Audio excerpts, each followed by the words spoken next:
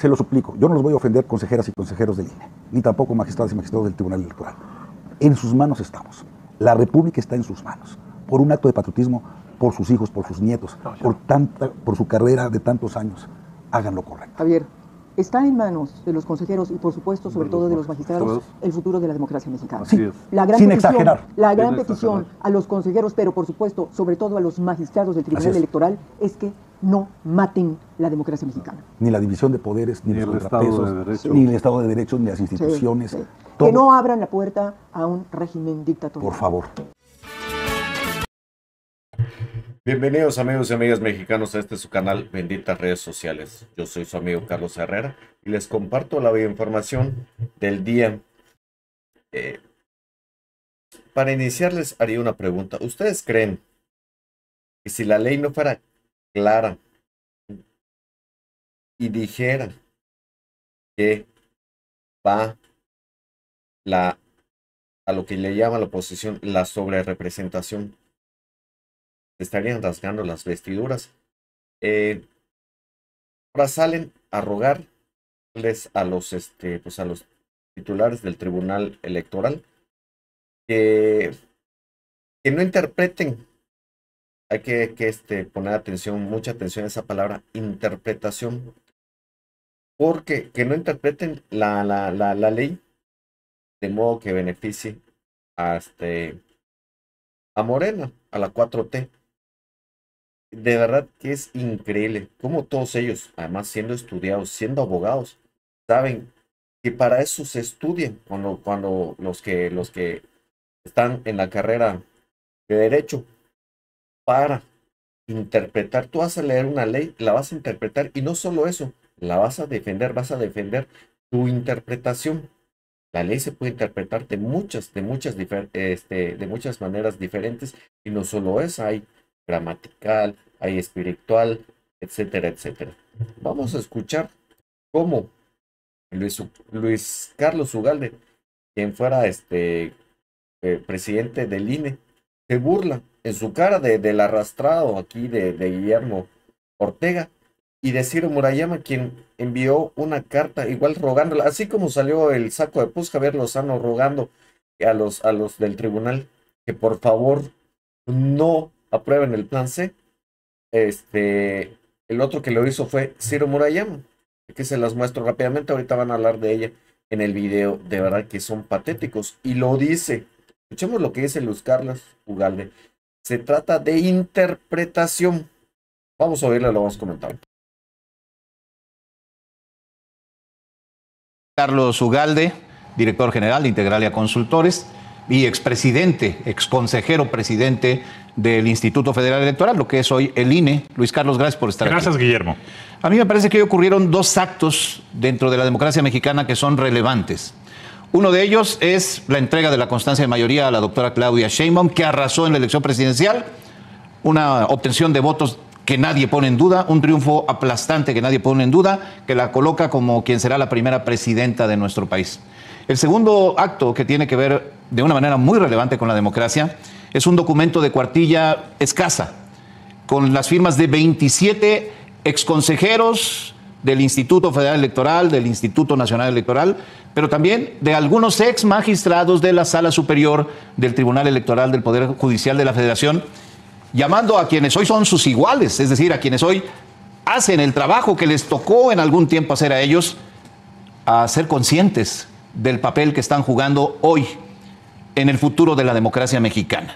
Es una carta dirigida a consejeras y consejeros electorales del INE, a magistradas y magistrados de la Sala Superior del Tribunal Electoral del Poder Judicial de la Federación, pidiéndoles poner mucha atención en la decisión que van a tomar respecto a la distribución de las diputaciones pluris, como las conocemos, las diputaciones de representación proporcional, que son aquellas que permiten hacer los equilibrios en el Congreso para que de manera plural todas las fuerzas tengan una representación política. Tú eres el experto, Luis Carlos. Aprecio mucho el tiempo que me regalas para estar aquí, para ayudarme a explicarle a nuestro público qué está en juego con esto. El tema es el siguiente. En una familia, en una empresa, en un equipo de fútbol, las cosas funcionan mejor cuando hay voces diferentes que dan una opinión. cuando hay sentido de crítica, cuando todo el mundo puede dar un punto de vista. Cuando todo el mundo está obligado a pensar de la misma manera, las cosas se complican, hay equivocación y en ocasiones en la política hay abuso de poder. En la democracia funciona lo mismo. En México en los últimos 30 años hubo una lucha que empezó la izquierda, muchos de ellos hoy en Morena, para tratar de decir, el PRI, que era el partido hegemónico hace 30 o 40 años, mandaba solo y se equivocaba y se corrompió y abusó del poder. Y la izquierda, entre ellos López Obrador, dijeron que era necesario ir acotando a ese gigante para que no tirara las copas y rompiera platos y tuviera que negociar con los demás. Tú puedes ser el gigante en una mesa, pero si están otras personas sentadas, tienes que voltear a preguntarles qué quieren, cómo están.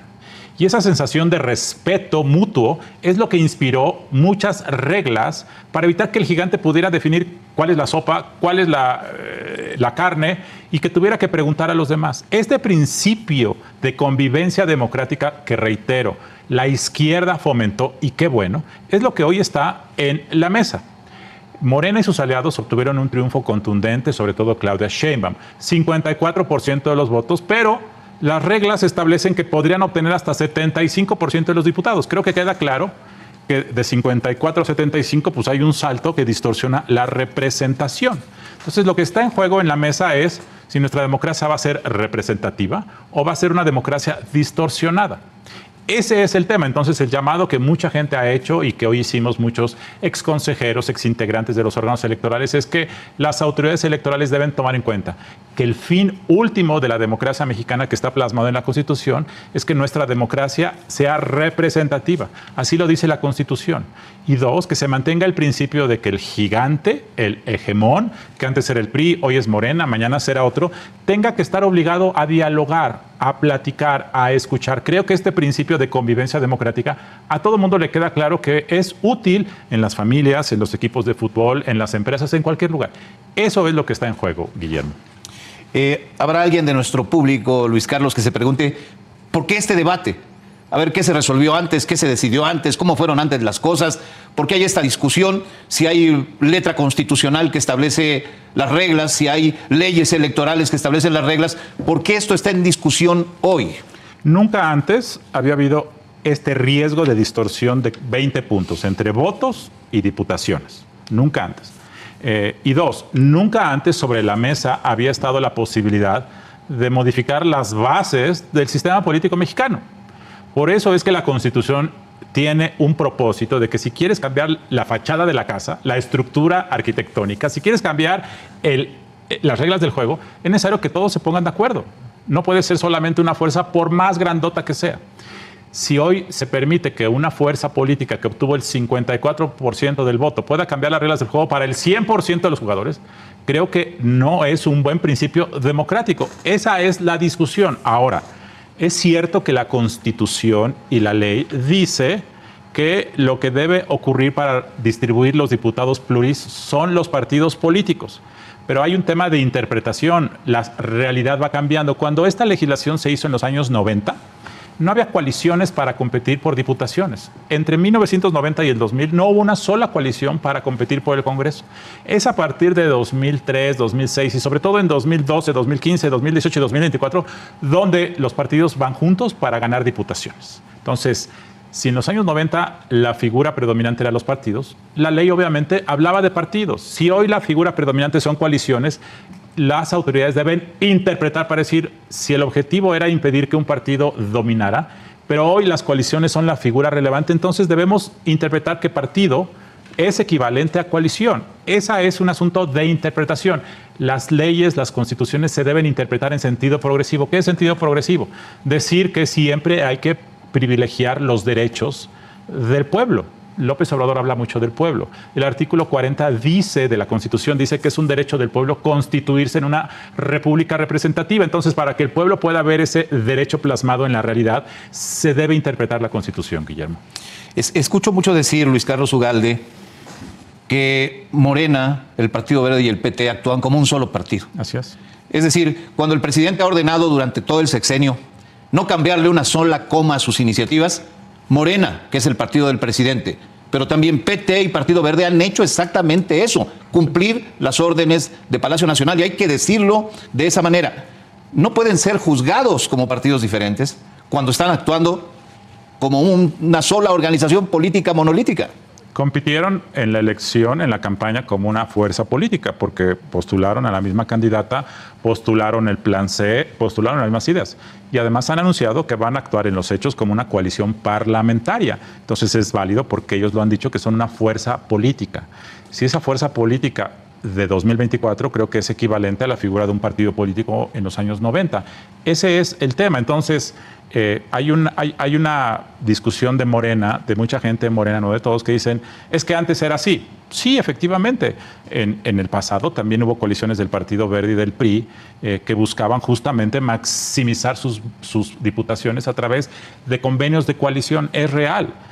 Pero es como si tú me dices, oye, me robaste hoy mi pluma. Yo te digo, pero ayer a mí me robaron mi pluma. Bueno, pues eso no es una justificación, eso no tiene nada que ver. El hecho es que en este momento me parece que es pertinente, en aras de defender el derecho del pueblo a constituirse en una república representativa, repensar. Que en el pasado haya ocurrido esto, por cierto, nunca en esta magnitud, no significa que no deba ponerse sobre la mesa esto, sobre todo si queremos ser congruentes con lo que López Obrador pidió en los años 90, con lo que personas como Pablo Gómez pidió en los años 70 y 80, con lo que la izquierda afortunadamente demandó. ¿Qué demandaba la izquierda hace 30 años? Que las minorías fueran escuchadas. Si no hay esta interpretación progresiva de la Constitución, entonces las minorías se van a silenciar y creo que eso no le conviene al país. Tengo muchos años en el periodismo, no quiero ya ni decir cuántos, no me la creo, pero en todos estos años en el periodismo me tocó ver todo lo que has descrito de lo que fue el PRI. Y me tocó no solo ver, sino dar cuenta de la forma en que este país se fue volviendo una democracia. Imperfecta, sí, pero una democracia impulsada en muchos sentidos por líderes, dirigentes como López Obrador, que hoy no pueden deshonrar esa memoria democrática. Nunca en estos años, décadas ya en el periodismo, vi una expresión así. 27 nombres de quienes fueron árbitros electorales en el Instituto Electoral o en el Tribunal Electoral, pidiéndolas a los que hoy son quienes ustedes fueron, tomar conciencia de esto. Así es. ¿Qué es lo que podría ocurrir si este llamado no es escuchado? Si prevalece la lectura letrista de la Constitución, entonces vamos a tener que el oficialismo, o sea, Morena y sus aliados, van a tener 370 diputados, más o menos, y que eso significa que en los próximos años van a poder hacer lo que sea. Hacer y deshacer. Sin escuchar a nadie. Ahora, ellos pueden argumentar que tienen el mandato del pueblo, pero el mandato del pueblo es del 54% y la Constitución establece que para modificarse requiere 66%. O sea, numéricamente no tienen el mandato del pueblo, tienen un mandato claro y amplio, pero no es el mandato generalizado del pueblo. Dos, creo que esto va a conducir al abuso. Y no es un asunto de Morena. En Morena hay gente muy honorable. Ocurrió con el PRI, ocurre en las familias, ocurre en todos lados. Cuando tienes demasiado poder, abusas de él. Es una cuestión de naturaleza humana. Tercero, eso genera proclividad a la equivocación. Cuarto, finalmente, y aquí voy a hacer un comentario, López Obrador cuestionó mucho el Pacto por México que ocurrió entre 2013 y 2014, en el cual mediante una mayoría que él llamaba artificial de 3 partidos que eran agua y aceite que se juntaron a aprobar reformas estructurales. Él decía que eso era antinatura. Bueno, esto es lo mismo. Por una mecánica electoral, 54% de votos se convierte en 75% de diputados. Esto carece de legitimidad.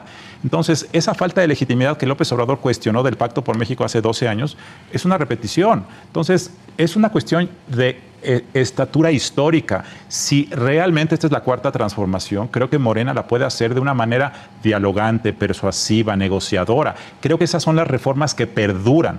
Así como las reformas del Pacto por México hechas artificialmente se han resquebrajado, estas reformas que haga López Obrador por la fuerza en septiembre, antes de irse porque quiere pasar a la historia, pueden acabar siendo pasajeras, frágiles, por no ser sometidas a una negociación. Morena tiene más votos, por supuesto, pero tiene que escuchar a los demás participantes para que esto sea más perdurable. He escuchado decir a la oposición, particularmente a panistas y emesistas, que la forma en que se pretenden hacer las cosas le dan un valor al voto ciudadano que fue por el PAN o por MC, al voto ciudadano que fue por Morena. Le dan un valor diferente al voto, lo cual tampoco es legítimo. Sí, y lo que acaba ocurriendo es que así como el oficialismo obtuvo 54% de los votos y va a obtener 75% de los diputados, la oposición obtuvo 46% de los votos y va a obtener 25% de los diputados. Entonces, claramente, los votos de Morena valen más y los votos de la oposición valen menos. Entonces, aquí hay un derecho ciudadano violentado, que es que tú y yo, si votamos unos por uno y otros por otro, nuestro voto vale más, o vale diferente. Vale diferente. Y ese tema creo que violenta el derecho a la igualdad, que una democracia requiere, que todos los votos deben empezar lo mismo. Dicho de otra manera, Guillermo, el pueblo mexicano votó por la continuidad, y eso es claro. Y la gente en México está muy satisfecha de que Claudia Sheinbaum sea la presidenta. No, eso no está en discusión. Eso no está en discusión, sí. Lo que está en discusión es la representatividad y la forma cómo van a ocurrir las reformas, los cambios que este nuevo gobierno va a llevar a cabo. Y ese estilo gerencial, vertical, impuesto o negociado, es un precedente fundamental para el futuro del país. Y la segunda es que las hegemonías, aunque sean fruto del voto democrático, conducen inevitablemente, cuando no tienen contrapesos, a la destrucción de la democracia. Y lo que está en juego es la capacidad de Morena de tener una hegemonía, pero con controles básicos que permitan que sea algo perdurable. Esa reflexión de largo plazo no se hace, porque cuando tienes el pastel, te lo quieres comer todo. Entonces la pregunta es, ¿te lo vas a comer todo o vas a partir un pedazo para dejar para que otros lo coman, de tal forma que la convivencia sea más perdurable? Esta es una visión histórica de largo plazo que cuando tienes el pastel y te lo puedes comer, generalmente no haces. Aunque te indigestes. Así es, Guillermo. Con eso nos quedamos. Luis Carlos Ugalde, director de Integralia Consultores. Como ven, amigos y amigas, ¿cuántas veces lo repitió Ugalde? Es una cuestión de interpretación, y además debe ser progresiva, ¿no?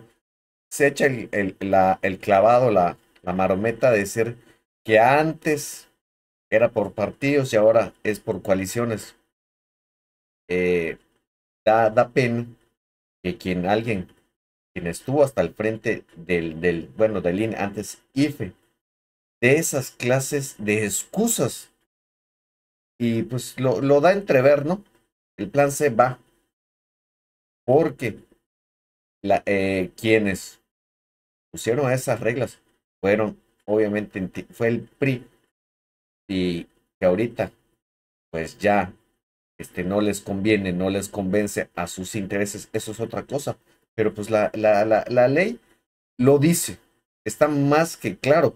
Porque pues él ya empieza a hablar de que, ven, el discurso más bien lo enfoca a que Morena, pues ahora sí, se puede convertir esto en una tiranía, en una dictadura.